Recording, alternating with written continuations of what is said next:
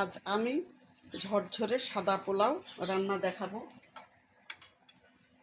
খুব অল্প উপকরণ দিয়ে স্বাস্থ্যসম্মতভাবে কিভাবে সাদা পোলাও রান্না করতে হয় দেখুন।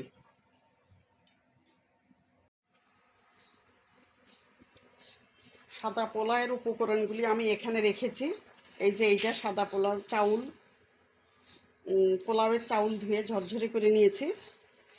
আর এখানে আছে পেঁয়াজ কুচি 2 টেবিল চামচ পরিমাণ, তেজপাতা 2টা, 3 টুকরা দারুচিনি, 4টা এলাচি, লবঙ্গ কয়েকটা, লবণ 2 চামচ। এখানে আছে 1 কাপ পরিমাণ দুধ, এখানে 2 চা চামচ পরিমাণ চিনি, এখানে 2 টেবিল চামচ পরিমাণ কিশমিশ, 1 কাপ তেল, সাদা তেল, 2 টেবিল চামচ ঘি। আমি পানি বয়েল করতে দিয়েছি। যেই পরিমাণ আমার চাউল আছে 1 কেজি, আমি 2 লিটার পানি বয়েল করতে দিয়েছি।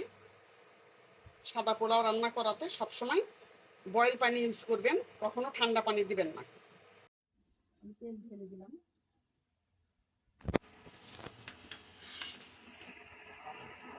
তেজপাতা আর মশলা দিয়ে ঢেলে দিলাম। একটু নাড়াচাড়া করে নিচ্ছি। এরপর আমি পেঁয়াজ কুচিটা দিয়ে দিলাম।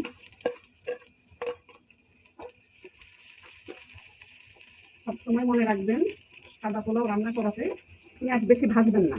ভাজলে তাহলে পোলাওয়ের কালার নষ্ট হয়ে যাবে, সাদা আসবে না। এই জন্য এটা হালকা একটু ভেজে নিয়ে আমি চাউলটা ঢেলে দিলাম।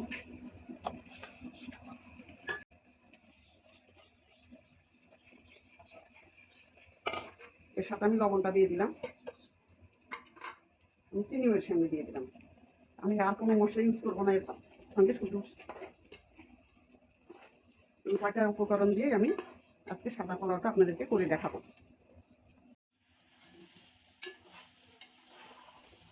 কয়েক মিনিট আমি চাউলটা ভেজে নিলাম, এখন হয়ে গেছে, আর বেশি ভাজবো না।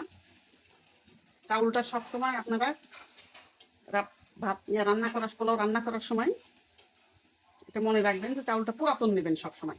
নতুন চাউল হলে ভাত কখনো ঝরঝরা হবে না। এই যে আমি পানি ঢেলে দিলাম, এখন পুরাটাই ঢেলে দিলাম।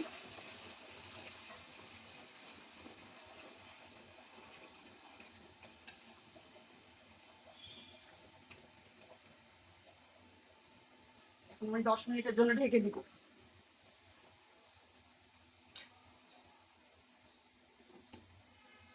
10 মিনিট ঢাকা অবস্থায় রান্না করব। আমি একটু চুলার আঁচটা কমিয়ে দিব।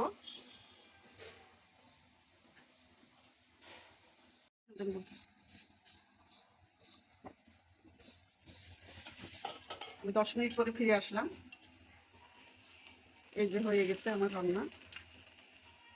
এখন আমি কিশমিশগুলো দিয়ে দিব। এখন দুধটাও দিয়ে দিলাম। সাদা পোলাওয়ে দুধ দিলে পোলাওটা সাদা ধবধবে হবে, কালারটা ভালো আসবে। শেষ পর্যায়ে একটু ঘি দিলাম, 1 টেবিল চামচ পরিমাণ ঘি দিলাম। আস্তে আস্তে নেড়ে দিব।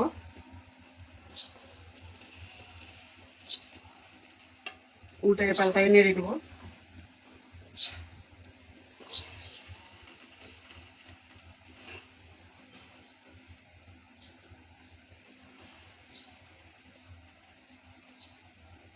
এই যে আমার এখন হয়ে গেল সাদা পোলাও।